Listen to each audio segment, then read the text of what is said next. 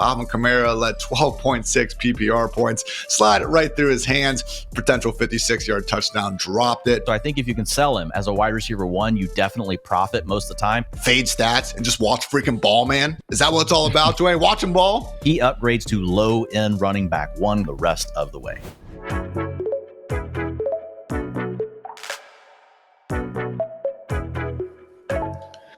Hello and welcome to the Fantasy Life Show. Happy Tuesday, everybody, and happy week 11. 3 or 4 more short weeks until your fantasy football playoffs begin. So what better way to get ready than to get those rosters and get those minds right? So joining me today to help accomplish that very task, the one, the only Fantasy Life Director of Analytics, Dwain "The Rock" McFarland. Dwain, November, week 11, crisp fall air. Come on, man, let's go. Crisp fall air for sure. It's like 50 here, Ian. What's crisp fall air in Ohio? What qualifies for that? Like 25? I was going for a walk with the wife yesterday, and she tried to say it was cold when it was 50. I was like, we can't say it's cold when it's 50, because then what do we call it when it's 30, Dwain? Exactly. Well, 50 is nice and cool here, and I will be going on a walk with my wife a little bit later, Ian, after the show. So looking forward to that. But we've got a Dolphins/Rams game to break down. Another week. Well, Tyreek caught a touchdown, not getting many targets, and now we find out, oh, really, his wrist has just been hurt, like since he got thrown on the pavement. Yeah, funny thing to bring up right as your numbers started going down, Dwain. Just saying. But yes, it was an eventful Monday Night Football game. By that, I mean quite sloppy, especially coming off that Sunday night debacle as well. Dolphins did ultimately take down the Rams, though, 23-15. All of a sudden, Dwain, with some upcoming matchups here, Raiders in week 11, maybe a chance to build some late season momentum. So you mentioned the Tyreek touchdown, but really it was a quiet day from the Dolphins offense. Otherwise, Devon Achane only had 52 scoreless yards, 5 catches though. Only Alvin Kamara has more on this season. 207 passing yards, 1 touchdown, 1 pick, and 1 very ill-advised tackle attempt on the sideline, scaring the crap out of pretty much everyone watching the game. We also had Jalen Waddle get 55 of his 57 receiving yards on the very first drive. Just another disappointing performance in a season full of them from Waddle. So sadly, Tyreek as well only finished with 16 total receiving yards. That is now his 4th game under 25 receiving yards this year. Dwain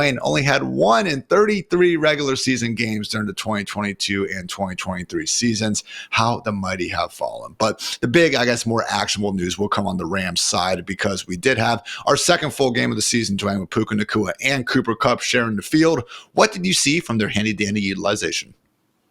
Yeah, so this is only the second game where we've seen them out there together for the full game. So it's a very small sample, but it's 2 weeks. The utilization score becomes much more predictive at 3 weeks, and then 4 weeks is really great.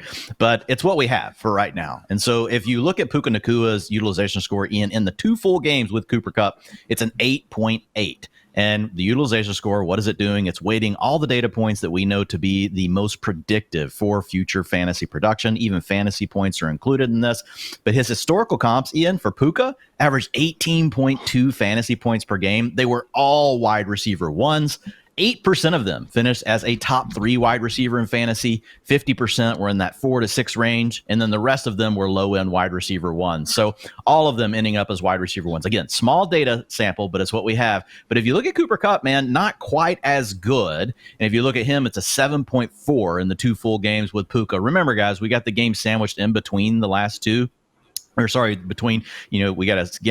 a game sandwich in the middle here where we had Puka Nacua out of the game due to the fake punch, right? They got him ejected from the game. So I'm excluding that. That's why we only have 2 games with these players together. But a 7.4 utilization score for Cooper Kupp. Historical comps for that, 14.7 points per game. So not in that range where we're at right now with Puka. And it's been a very wide range of finishes, man. 17% of those guys went on to finish as a top 12 wide receiver. But we had 51% of them finish as wide receiver 2s, another 29% as wide receiver 3s. So still a little bit more of a wide spread out potential range of things that could happen here for Cooper Kupp. I would say most likely you've got a wide receiver 2 locked in. The question is, can he get back to that wide receiver 1 form, Ian?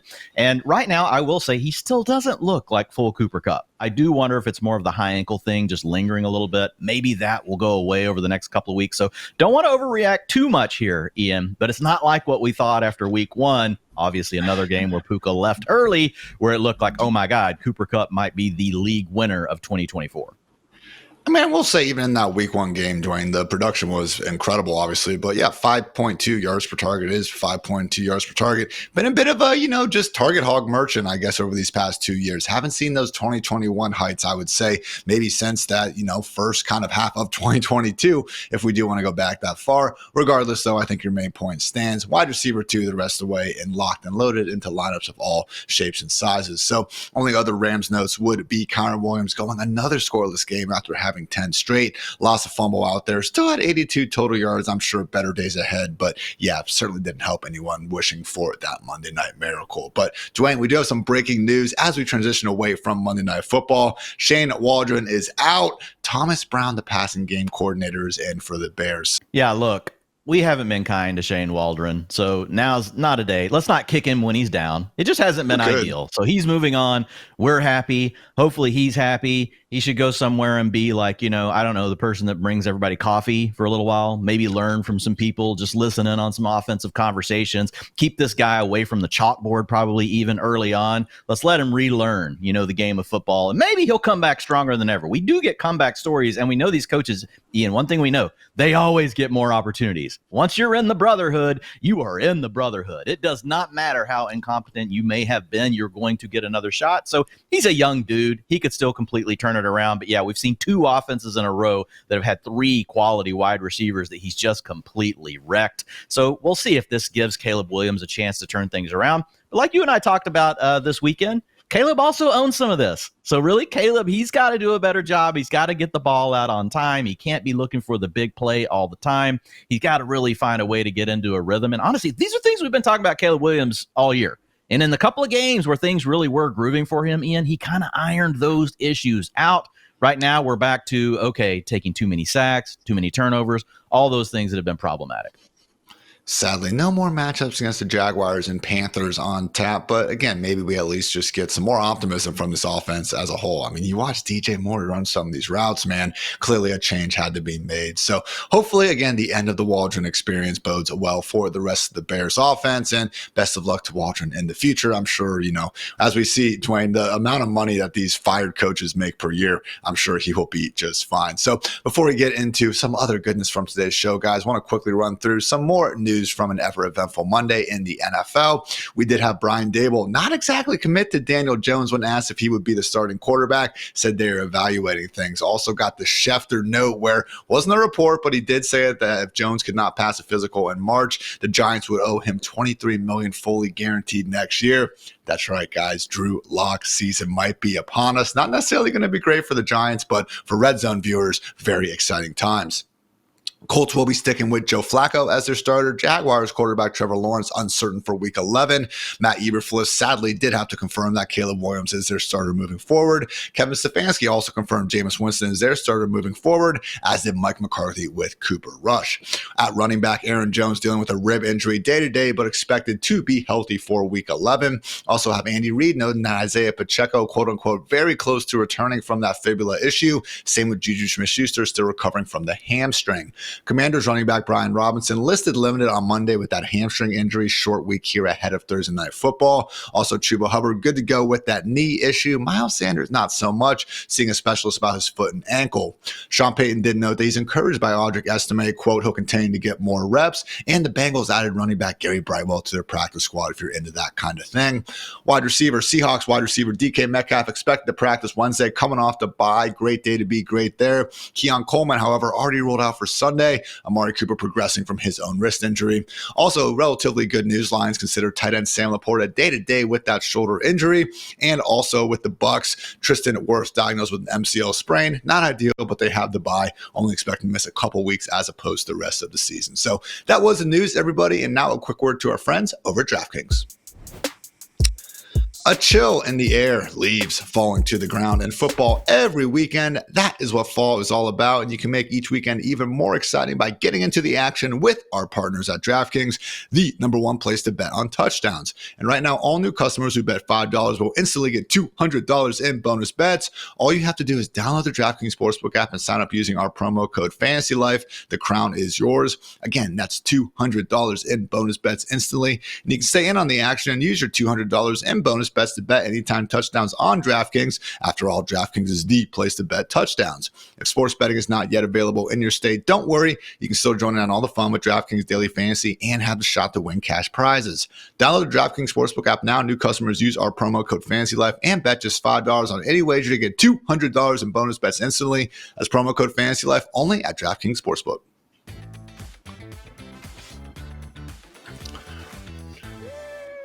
Sheesh is right, Dwain. It's the Sheesh Report presented by the fine folks over at Mike's Hard Lemonade. And as is the case with most weeks, plenty of Sheesh, a.k.a. tilting near-miss moments throughout an exciting, Week 10 slate. So starting things off, Dwain, a handful of drop touchdowns, usually anywhere between, 3 and 10 of these per week, and had quite a few. So if you guys were, catching the end of that Saints win, you probably saw Alvin Kamara let 12.6 PPR points slide right through his hands. Potential 56-yard touchdown, dropped it. Also had a pair of Chargers tight end drops. Will Dissly from 19 yards and Hayden Hurst from 5. Again, potential touchdowns, but nope, they could not hold on to the football.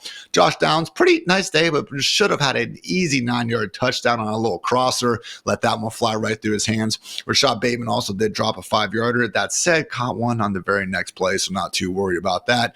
Dwayne's guy, Calvin Austin, unfortunately let a 3-yard touchdown go through his hands. Wasn't going to be the easiest catch, but I will say Tyler Lockett probably would have caught it. Also, Diami Brown, probably the drop of the week from 3 yards, let it bounce right off his chest and fall incomplete. So last one, Dwayne, would just be Trey McBride. Still can't find the end zone as a receiver. We've had some issues with Kyler not exactly seeing him over the line, but last week really did seem to be more on McBride. Let a potential 1-yard fade bounce off his hands in the corner of the end zone. So still looks fantastic, Dwayne. And I mean, hey, he does have more hurdles than touchdowns, which I think is the only guy in the NFL who can say that this season. But Trey McBride, do you think he's just saving all the touchdowns for the fantasy playoffs? Man, I hope so. My bags really hope so. We've got some good teams between you and I that have Trey McBride on them that are still kind of hanging in there. So hoping for that. Look, he's got a 25% or 26% target share on the year. That's one of the top marks across the entire league for tight end. I think the challenge for Trey McBride is we've just seen some of these other guys, Ian, like Cade Otton, really, kind of rise from the ashes, and they're pushing their way up the ranks. So it is getting a little bit tougher to keep Trey McBride inside the top 3. Now, we won't have the Bucs this weekend, but I think Cade Otton has moved past him. I would say top tight end rest of the way, George Kittle. Next, I would say is Kelsey. Then I would say Bowers. Then probably Otton. I think he's going to continue to play that Chris Godwin role even once Mike Evans is back. And then I would probably say Trey McBride. So a guy we've really had locked into the top 2 or 3. He's fallen a little bit below that. I will say, though, his profile is still his profile matches historically high-end tight end ones. It just so happens that the position that we thought we were completely poor and destitute at, we're now kind of rich up top. We've got multiple guys we really like. You'd even mentioned David Njoku, Evan Ingram, and some other guys who I think you got their order right, but again, they probably could deserve to be in that tier themselves. So those were the drop touchdowns on the pass catchers. However, on the other side of things, we have better ball touchdowns, guys who are open enough to feasibly put 6 points on the board, but sadly were let down by their quarterback. So again, mentioned it on the Sunday night show, but if Jaden Daniels had just done a little bit better pass to Luke McCaffrey, seriously could have been 97 yards to the house. But alas, here we are, sheeshing. Devonta Smith also had some pressure on Jalen Hurts, not going to completely throw him under the bus, but silky smooth double move was open enough for a 65-yard touchdown, just couldn't get that catchable pass. Xavier Worthy from 51 yards out, overthrown, and then hurt on the sideline. Stop doing this to your wide receivers, Patrick. Also had Travis Kelce get missed on a 2-yard touchdown in the fourth quarter. Again, Chiefs got the win, but more than ever, man, it was not because of the services of number 15, at least for last week. Buccaneers wide receiver Ryan Miller could have had a 34-yard touchdown. Tank Dell from 30 yards. Dalton Kincaid from 28 yards with a brutal miss. I think that also might have been the play he hurt his knee on, which is a double sheesh. Also, Foster Moreau, Justin Jefferson, and Jamar Chase near short misses. So, again, Dwayne, one of those things where we've seen Patrick Mahomes get the yardage up. Hopefully, some more of these touchdowns are here to follow in the upcoming weeks. Yeah, and again, and we talked about this on the Sunday night show as well. Like Mahomes, the positive thing is like the yardage has really been back over the last 3 games. We didn't get the touchdowns this weekend. I think it's just a bit of a challenge. Even when we look at the Chiefs offense now, Ian, it's like Travis Kelce, like we really love him, but he's getting to be an older player. DeAndre Hopkins, an older player. The guy that's really failed them this year has been Xavier Worthy. Now we can't blame that particular play, and he hurts his wide receiver, like you said. But they've tried, man. Coming out of the bye week, they really tried with Xavier Worthy. They were moving him all over the formation. They were force feeding him targets, and it just hasn't worked out. It feels like it's just always something. We're reaching borderline Mecole Hardman status here. You know how Mecole used to always get any time Mahomes would target him or be looking at him, he would do the he's throwing his hands up or he's going like this, like you ran the wrong route. Like I feel like we're approaching that territory on Xavier Worthy. So he had to get a massive downgrade this week in the utilization report. We had kind of been hanging on because after the bye, they were trying to get him the ball. But now it's just like the last 2 games, he's got like a 6% target share. I think Patrick has moved on. And that's unfortunate because they still need a playmaker to completely unlock the offense. We know Kelce and DeAndre Hopkins can move the chains, but I don't know that they have the supporting cast for us to like think that Mahomes will suddenly become a top 3 quarterback again. More of a low end QB1 the rest of the way. Some of us in the 32-team fantasy streets, Dwain, going to have to keep starting Worthy regardless. But yeah, certainly would be a lot cooler if he gets that chemistry more on the same page with Mahomes. Finally, guys, going to go through some of the players, actually all the players who were stopped at the 1-yard line and then did not score a touchdown on the same drive. Headlined by Tyler Algier, not once, not twice, but 3 times stopped just short of the goal line. Luckily, Bijan Robinson came in on 4th down to go ahead and punch that one into the end zone. Also, Saquon Barkley got down to the 1, and very cool stat from Rich Rebar. Saquon has now been tackled at the 1 or 2 yard line 10 different times this season, the most in the NFL. He has touched the ball 3 times after those plays for just 1 touchdown. So again, Dwayne, Saquon's been fantastic, but you do see all these tush pushes. I believe only Derrick Henry has more rushing touchdowns than Jalen Hurts. And it is one of those things, man, where Saquon really, he's won in Philly and been as great as he has in fantasy, more so because of him just reemerging as one of the best running backs in the NFL. I mean, do you think there's anything to the idea that we just need to almost fade advanced running back stats, fade stats, and just watch freaking ball, man? Is that what it's all about, Dwayne? Watching ball? Well, we've talked about it before in the offseason. We do a lot of research here, and the efficiency stuff for the running backs, we talked about it. It's just really not that predictive for scoring fantasy points. It really does all come down to the volume. And I think, yes, just watching the players and seeing what they look like. Now, we do know that missed tackles forced per attempt. We know that average yards after contact, those things actually are sticky year over year, Ian. So we know those are things that can potentially tell us if a running back's slowing down or they're getting better. But at the same time, they don't really correlate that strongly to scoring fantasy points. So I do think that there's something to just watching these guys and then looking at their workload. It is interesting with Saquon. A lot of the things we were worried about are actually, to your point, happening to him. He's losing the touchdowns to Jalen Hurts, which was one of the big concerns, keeping him out of us taking him in the first round of fantasy drafts. But to your point, he's just been so good, it hasn't mattered because he hits the long plays and he's getting these massive yardage totals. And even the receiving stuff, man. He caught 1 ball last week. I'm sure you guys saw the one it was. He made 2 Cowboys defenders run into each other. Last week before that, had the awesome, touchdown over his shoulder.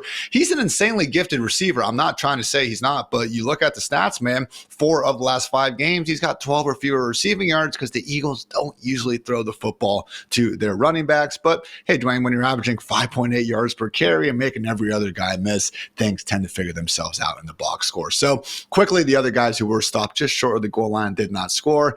Alvin Kamara, James Conner, J.K. Dobbins, Jalen Warren, and he lost a fumble. Travis Etienne, Terry McLaurin, who's become a regular on this list, sadly. Darnell Mooney, Gabe Davis, Jonnu Smith, Jatavian Sanders, and 1 Lamar Jackson. So that was the Sheesh Report, everybody. You can find the full article for free over at FantasyLife.com. Got more cool stuff like interception, I want to say doctor. It'd be more like lawyer, I guess. I don't know. I go through all the interceptions to try to assign blame, and lo and behold, guys, I do believe about 3 of Jared Goff's actually weren't his fault. Defensive pass interference, yards, nullified touchdowns, all that and so much more. But we could not do it without our friends over at Mike's Hard Lemonade. Again, love that they're our presenting sponsor here for the Sheesh Report. And overall, guys, just realize that, yes, fantasy football season, great things happen. And while that may be cause for celebration, there will also be some hard days ahead.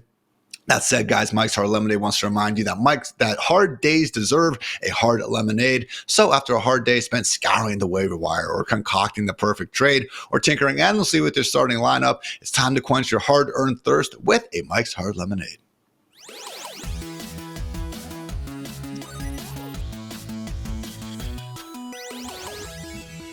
All right, Dwain, it is Utilization Tuesday here at FantasyLife, and accordingly, man, going to go through some upgrades and downgrades, of course, presented by our friends over at DraftKings. So kicking things off with an upgrade, Mr. 101, he's back. He's in our hearts again. Maybe didn't rip off the, 30-point performance that we have hoped for, and let's face it, been, spoiled by a bit over the years, but Christian McCaffrey still very much someone, Dwain, who is going to be in that top 5 the rest of the way.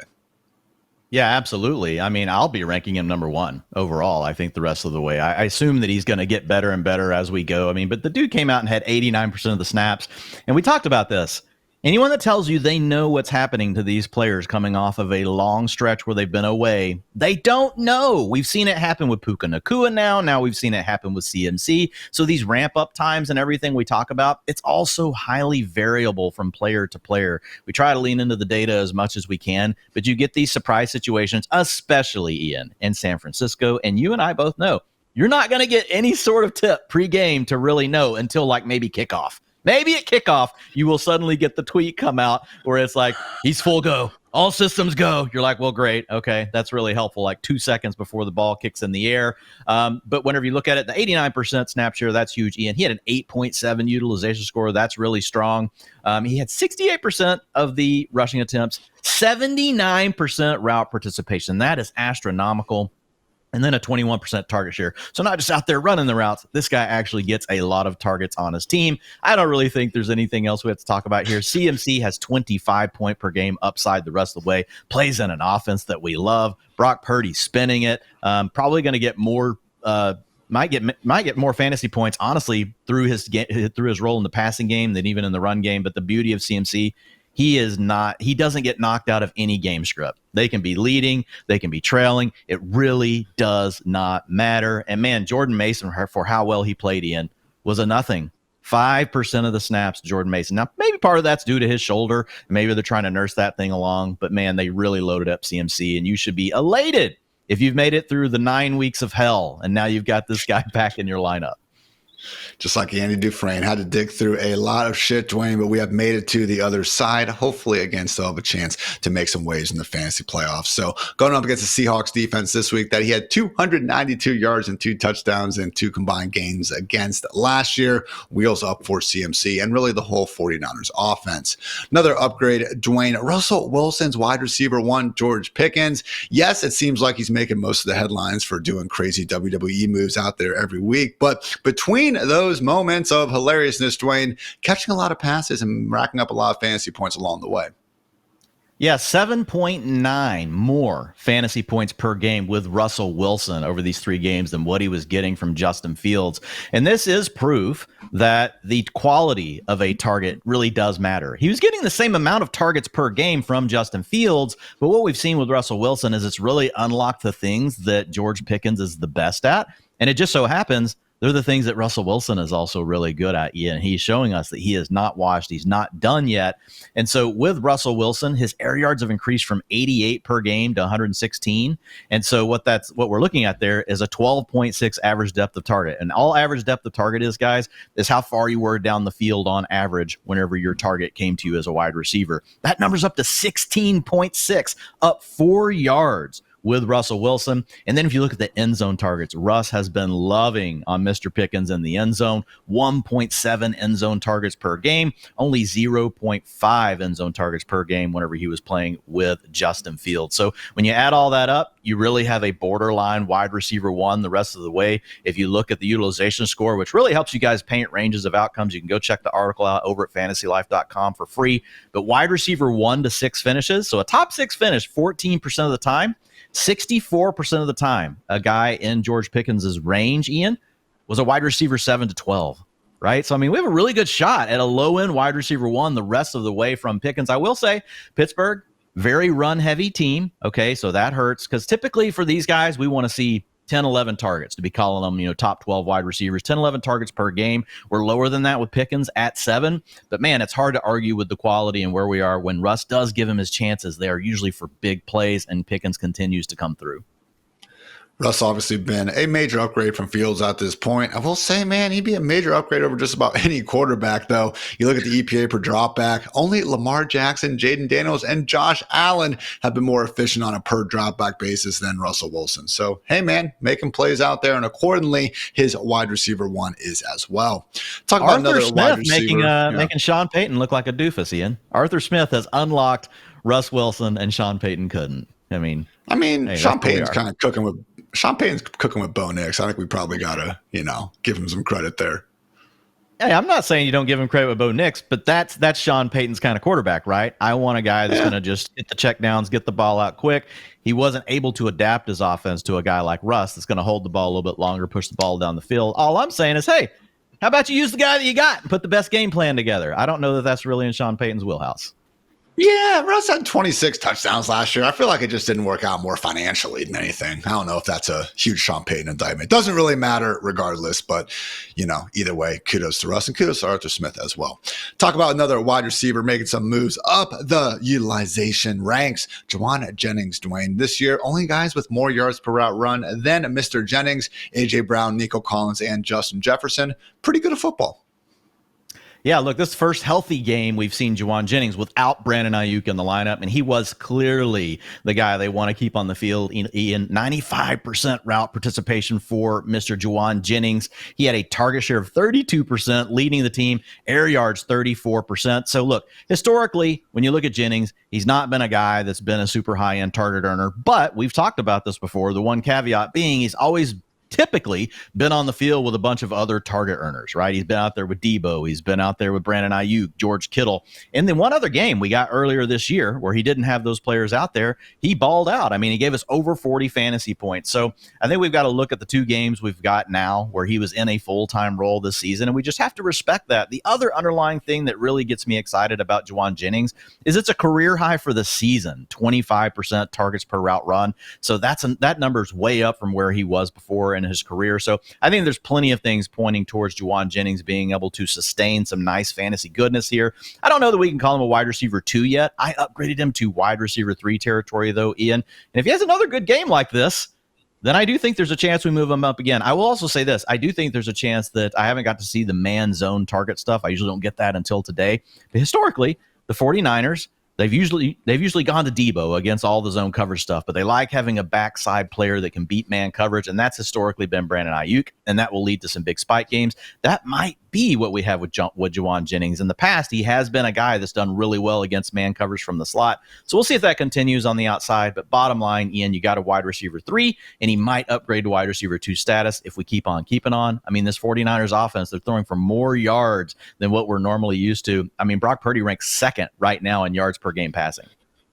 Vegas only has the Lions applied to score more points this week than the 49ers. So, yeah, should see most of the offense going through CMC, Kittle, and Debo. But, hey, when we are looking at one of the 2 very best offenses, at least ahead of Week 11, would make sense if we get more out of their complementary options than others. All right, Dwain, a tight end now, Tyjae Hockenson, someone who really had his first full-time role last week and accordingly got right back to putting up the sort of tight end 1 goodness that, let's face it, has been, a habit of his over the years. Yeah, his route participation in the first game back was at 60%. Now we're at 71%. We want to really see him around 80%. But even TJ Hockenson at 70% is like most wide receivers at 85 or 90% route participation. So he's fine. He had a 9.2 utilization score in 14 healthy games last year. He put up a 9.1 in this game. So it certainly looks like he's getting back on track, even if he's not 100%. I don't think we can expect that coming off of the ACL injury. But 90% of a guy that knows how to work these middle zones, he knows how to work the linebackers and safeties. He's on the same page with his quarterback, Sam Darnold. We've talked about some blemishes in Darnold's game, but none of it's been about spinning the football, right? The guy knows how to get the ball to his playmakers. TJ Hockenson, clearly one of those. I think this also hurts Jordan Addison, Ian. We've been kind of holding on for Jordan Addison, but man, now you get TJ Hockenson back to go with Justin Jefferson. Going to be really tough to be thinking about Addison anything as more than like a boom bust wide receiver 4, maybe of a more of a wide receiver 5 with these other two guys hogging up all the targets. But I do think for Hockenson, we're looking at mid-range tight end 1 now, and another strong performance like this, or if he gets over 80% route participation this next week, he's another guy we're going to be talking about. Okay, like, do we have like 6 top 3 tight ends? Is that where we're at now? I think that's where we'll be if Hockenson has another good game. Is a bit concerning seeing Darnold regress during what should have been a smash schedule stretch for him, and it's not going to get easier exactly the rest of the way. Titans, Bears, Cardinals, Falcons, and the Bears over their next 5. So again, we've seen, Kevin O'Connell still make do with it, and with the receivers, specifically Jefferson, Hockenson being as good as they are, really shouldn't be too big of a problem either way. Always got Nick Mullins and his, 300 yards and a couple interceptions backing up Darnold, which is kind of the funny thing about the potential to bench Darnold for Mullins. Not sure we're exactly fixing the problems that, again, are arising in the first place. So let's talk now, though, Dwain, about some downgrades. CeeDee Lamb, and you're wondering if maybe it's time to sell low on the guy who, a lot of people spent the 101 on a few short months ago. Yeah, I mean, look, I'll say this. It's low-key impressive that CeeDee Lamb came out and scored 8.4 fantasy points on a team that threw for 66 yards. So there's your silver lining. PPR's BS, let's be honest.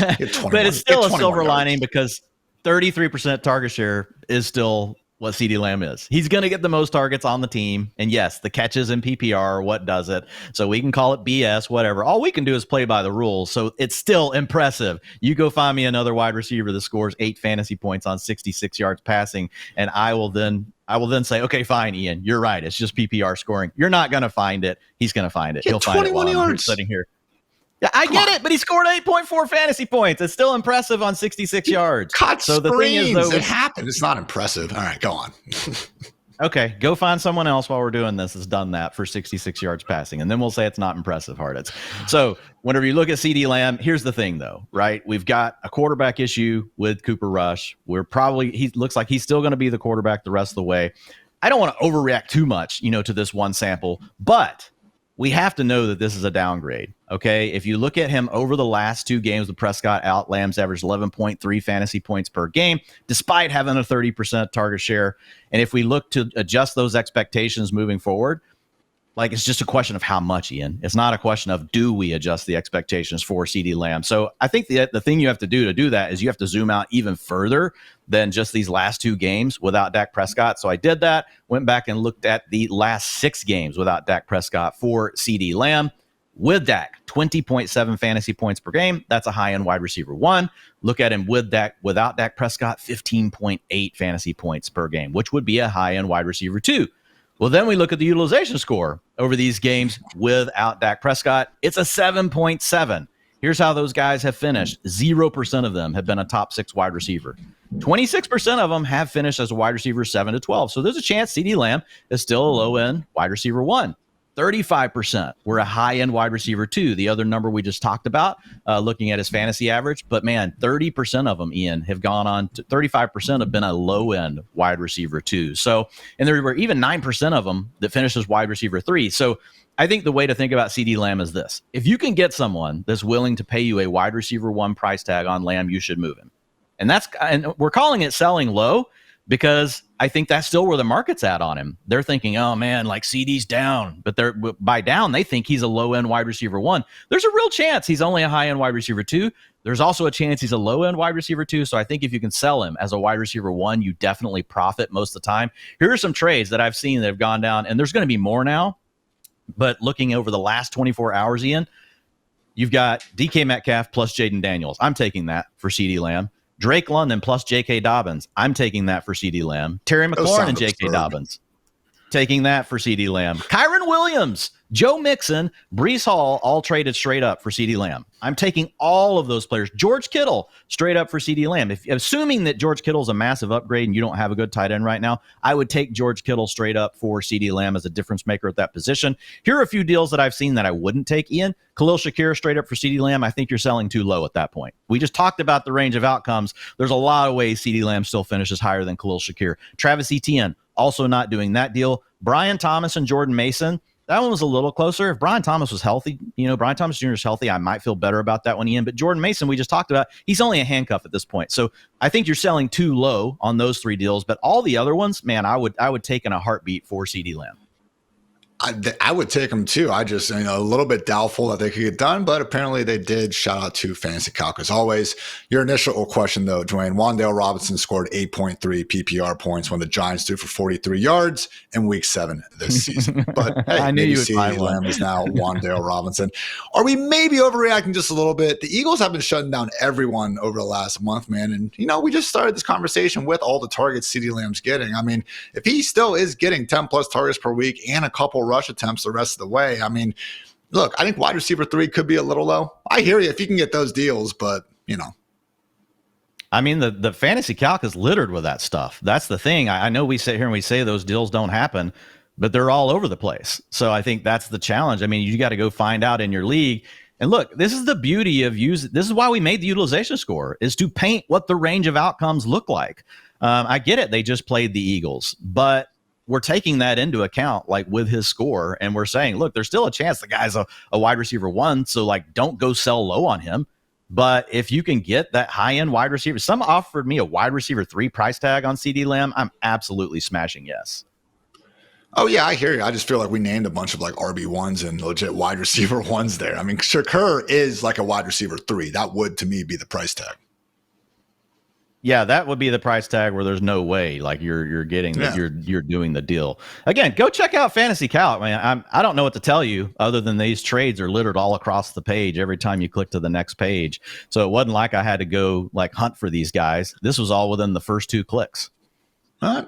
And there's going to be more today. That was yesterday, like before many trades had even happened. J.K. Dobbins, Dwain, another person where we are wondering if it is time to sell. You are downgrading him in the utilization ranks. Time to maybe try to sell high if people do think, that he's actually still pretty damn good in fantasy. Well, I think the challenge is the return of Gus Edwards. So here's the good. J.K. Dobbins came out here, his snap share was 67%. That's not terrible compared to where he was. It's still really good. He was at 74% in 4 games without Gus Edwards. So really not a big drop there. He still had the primary passing down role. Kamani Vidal was out in this game. And so that allowed Dobbins to take over those pass down duties. We'll see if that holds in the future. Dobbins' route participation was 51% in the games without Edwards. It was actually higher than that in this game at 71%. So they found a way to still kind of keep Dobbins whole overall as far as his playing time. And he had an 18% target share. That was a high for the season. So there's a chance that that's enough to offset like some of this volume that we're going to be missing on the ground game. But here's the bad, Ian. Dobbins, he had his lowest share attempt for his rushing attempts, 45% since week 2. And he gave half the carries away inside the 5-yard line. And those didn't even go to Gus Edwards. They went to your favorite guy, Hassan Haskins, who Harbaugh decided he wants to give some carries inside the 5-yard line. But look, he averaged 17 and a half attempts in 4 contests without Edwards. He was at 15 in week 10. But here's the other thing, man. Ian, they had their lowest drop back rate over expectation of the season, minus 13%. They ran the ball 33 times. So Dobbins getting those 15 carries, if you go back and look at him getting 45% of the rushing attempts in the 3 previous games, he would have 9 to 11 rushing attempts. And so I don't know that his extra role in the receiving game is going to be enough to offset a potential loss of 5 to 6 carries per game. It might.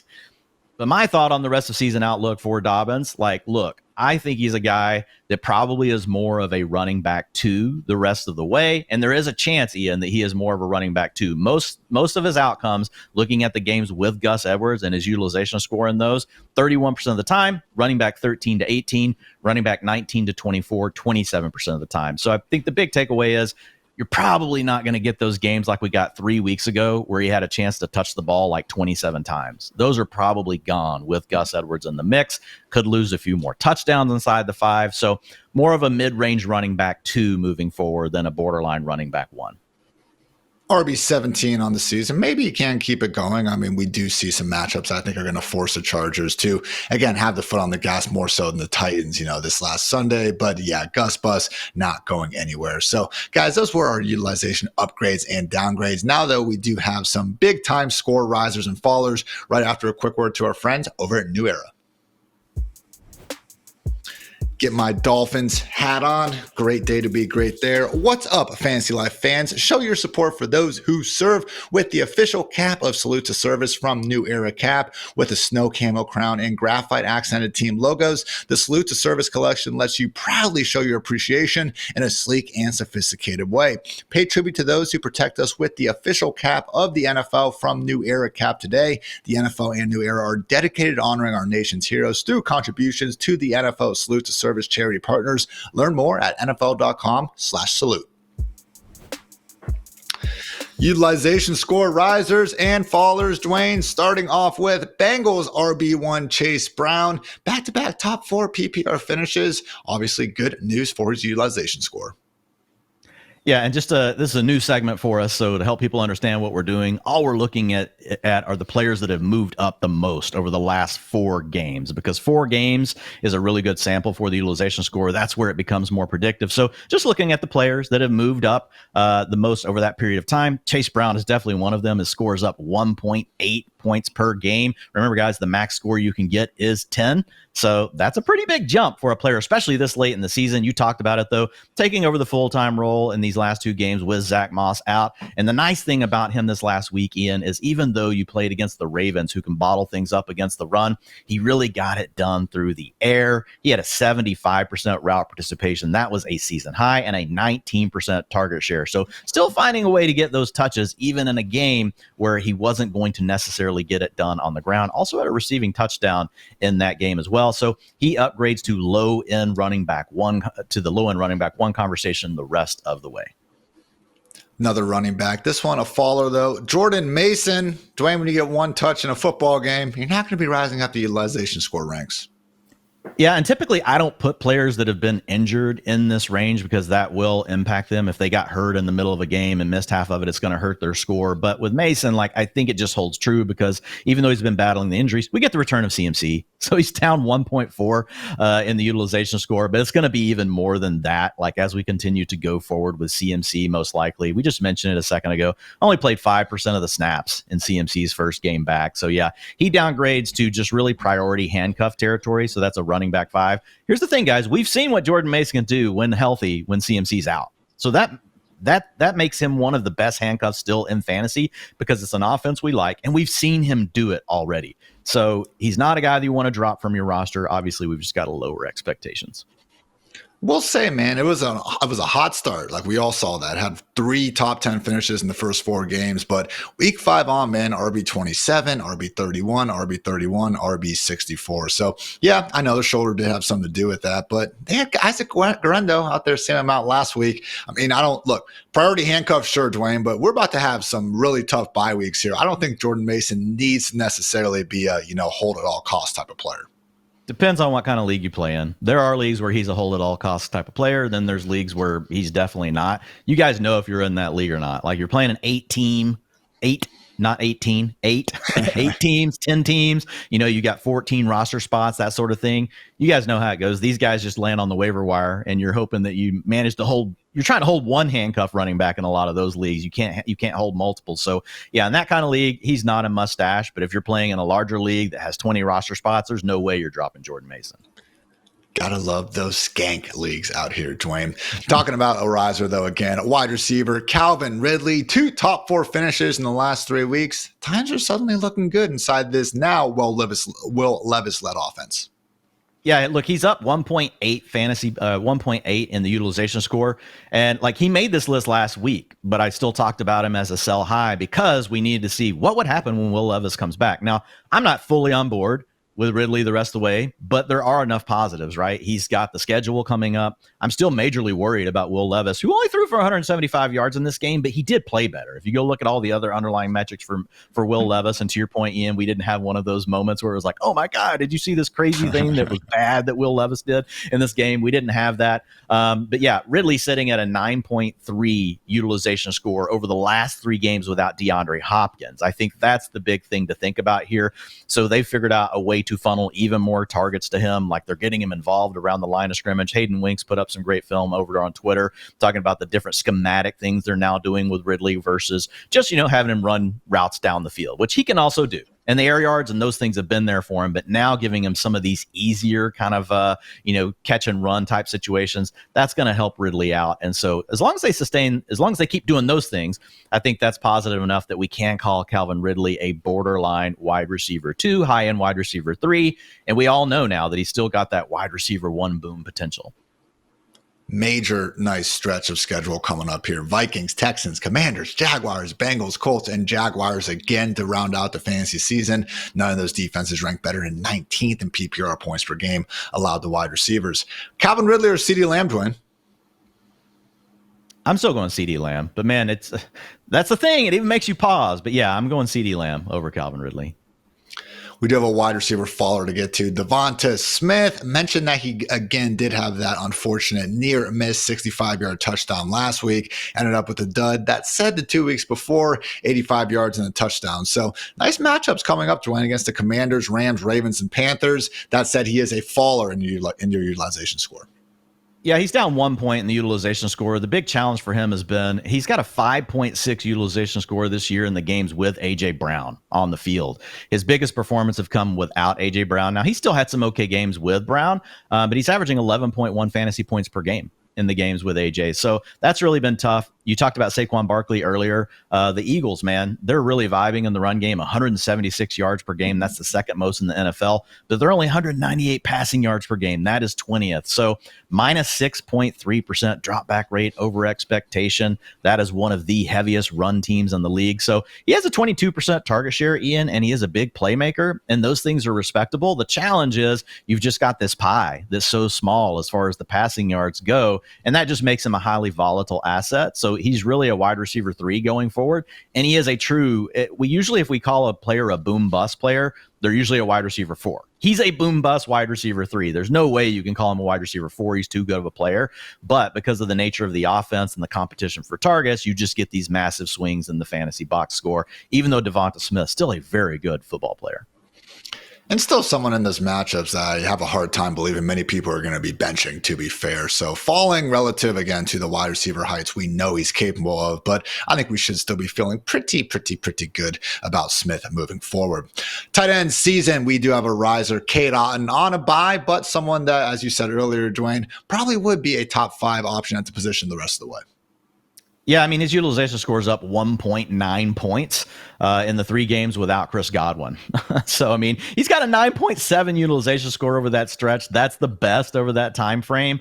And the thing is, he's another player similar to what we talked about with Juwan Jennings earlier. This is also a career high year in targets per route run, even before he came into this role. So there were these underlying currents already telling us that maybe Cade Otton was maturing to turn into this better player than what he had been in the past. And now that he's been given that opportunity to shine, and then Liam Cohen moving him around the formation, doing lots of nice things with him. We're going to get Mike Evans back, Ian. I think that's going to hurt a little bit from a target share standpoint. But look, when we've got Baker Mayfield out here and a weekly ceiling of being able to throw for 300 and 350 yards per game, Baker playing arguably the best football of his entire career, there's so much to go around, and I think it's going to be highly concentrated really just around Mike Evans and Cade Otton. So yeah, he's a borderline high-end tight end 1 the rest of the way. When I say high-end tight end 1, you're thinking top 3. Like, he's right there in that conversation.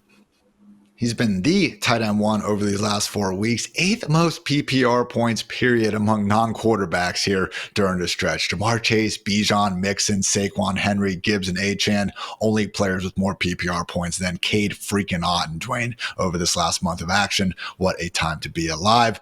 One last tight end follower before we get out of here. Maybe moving Shane Waldron out of town fixes everything, but yeah, Cole Kmet with 3 catches in as many weeks here since the bye. Not exactly someone we can trust at all in Fantasyland.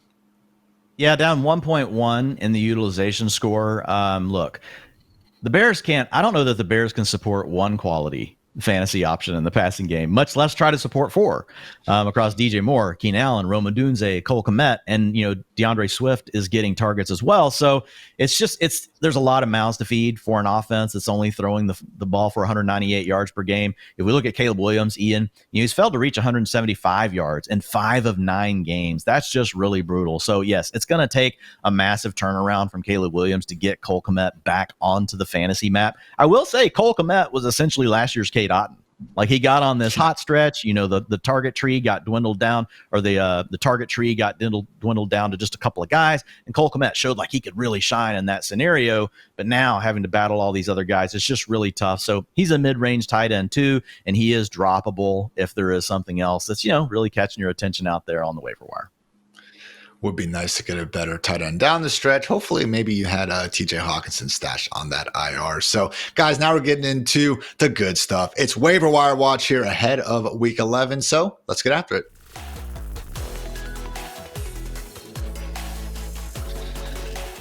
That is a hot graphic. Shout out team as always. Dwain, we got running back available in 97% of leagues right now. Seemed like he sure might have taken over the backfield last week. Talk about potentially the new Broncos RB1 Audric Estime. Yeah, Estime took the lead in the rushing attempt share with 64% last week. I mean, essentially he flipped spots with Javonte Williams. They flipped roles. Now, he wasn't as active in the passing game as what we've seen from Javonte historically. He only had a 45% snap share and 21% route participation. So we would like to see him more involved in the passing game, but it was just his first game, Ian, to be in this role. So the thing, whenever we get these sort of scenarios play out, one, we know Sean Payton historically has rotated 2 and 3 backs, so he could just continue to do that. But we also can't be certain that they're not going to give him a little bit more work in the passing game as we move forward. So I think the thing you have to really act on here is Sean Payton had told us that he wanted to get Estime more involved. We also had a wide receiver, Devon Villay. He got more involved this weekend. So it's almost like the Broncos might be making this shift to some of their younger players, Estime being one of them. So don't rule out him getting a little bit more work in the passing game as we move forward. And because of that, right now, he upgrades to high-end running back 3 territory, but he could climb higher in the future. And the nice thing about being a running back on the Broncos is not the fact that you're going to probably have to share time because of Sean Payton, but you do have a good defense, right? You got a quarterback in Bo Nix that's been playing a lot better. So it's a solid offense. I don't think we would call it a great offense, but we know it's good enough to support fantasy production. And you've got a defense that can keep you in most games. And that's going to keep a guy like Estime relevant in a lot of game scripts. So yeah, looking at this point in the season, how often, Ian, do we have a young player ascend to the running back 1 spot without an injury? You just have the coach say, hey, we're going to give it over to this guy now. So yeah, I think you've got to act. Falcons, Raiders, and Browns before their week 14 bye, and then the Colts after. I mean, those are matchups where you feasibly could see the Broncos lean on these lesser opponents, have their defense get going, and accordingly provide that good game script for Estime. Maybe not the Falcons, but again, Raiders, Browns, and Colts particularly could be nice. Rest of the way, Dwain, would you rather have Audric Estime or Travis Etienne? I would take Etienne. But it's close, man. It's so close. Dude, it's hard. It's hard. Well, I mean, I'm leaning into Etienne, being a first round pick, but like Bigsby's been so good. So here's the thing. I'll just say real quick on the Etienne thing. Like, we don't know because Tank Bigsby got hurt early in that game. He came back to play more, but we don't know how much of it was them just giving the role back to Etienne. And so I think you got to leave the possibility open that they're just doing that. But I do think it's a close call. I mean, maybe I would go Estime. I'll be honest, like I'm waffling on it. So I would say that you go with your gut. If you like one of these players better than the other, then just go with the one you like. Had some waffles yesterday, man. They were delicious. Great food. All right. Wide receiver potential. Yes. No, not Marquez Valdes-Scantling, but someone that actually could maybe get you some more consistent production, with all due respect to MVS. Noah Brown, Dwain, still available in 87% of leagues. Yes, his Hail Mary is still to this day that only touchdown he's caught this year. That said, we have seen his route utilization moving in the right direction now for several weeks. Yeah, I've been trending up over the last 4 weeks. I have to say you were ahead of your time on this, Ian. I can't remember how many weeks we've got to go back, but you actually called him out on one of our ranking shows as your bold take of the week. You were just ahead of your time, man, because the Commanders have really given this dude the wide receiver 2 role over the last 4 games.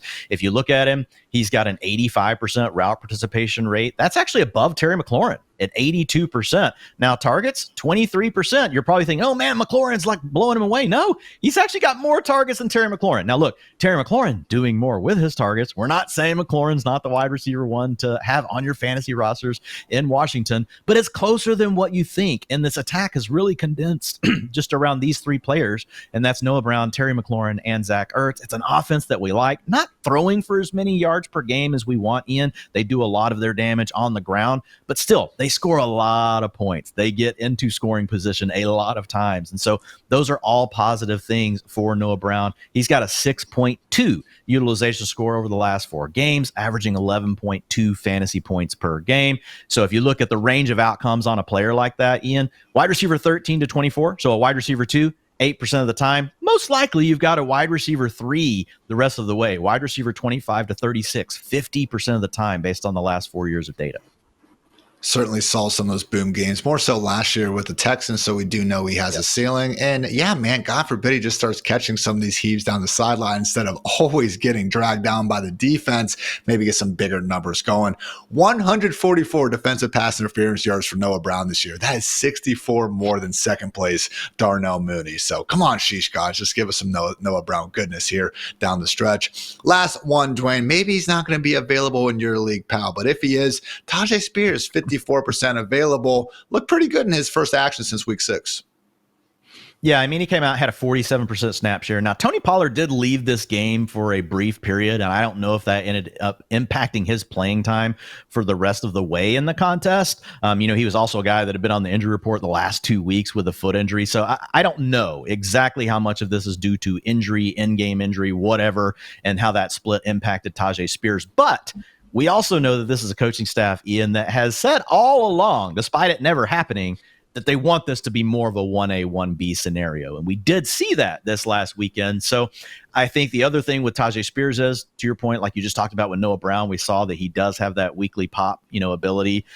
We also saw that with Tyjae Spears last year. Whenever he got his opportunities, this guy was a really solid player. If you look at his ability with the ball in his hands, he is a playmaker. He can also be a plus in the passing game. So yeah, Tyjae Spears, he upgrades into that mid-range running back 3 territory. Think like Jaylen Warren, guys like that. Tyjae Spears is right there with them. And if somehow things were to break more his way and he were to get more playing time or something, knock on wood, we don't want players to be injured. But if say you just miss a game, or like you say, Ian, Tony Pollard wins the lottery, decides to take 2 weeks off, just go hang out with his family, maybe buy an island, whatever it is Tony Pollard's going to do. Tyjae Spears will be a borderline running back 1 in that scenario because he is a guy that can play on passing downs as well. I mean, we've seen Pollard constantly on the injury report for weeks, barely even practicing, even getting banged up last week. So, again, not the hardest kind of conclusion to potentially jump to there. So, again, guys, those are 3 waiver wire names, but we have so many more options available for you with our waiver wire tool over here at FantasyLife.com on the screen now for our YouTube fam out there. But as you can see, Audric Estime ad of the week, but Russell Wilson, again, has a nice little schedule stretch coming up. Him, Drake May, and Justin Herbert, again, probably top 3 streamers here for the foreseeable future. There's our guy Noah Brown, but don't forget about Xavier Legette, even though he is on a bye.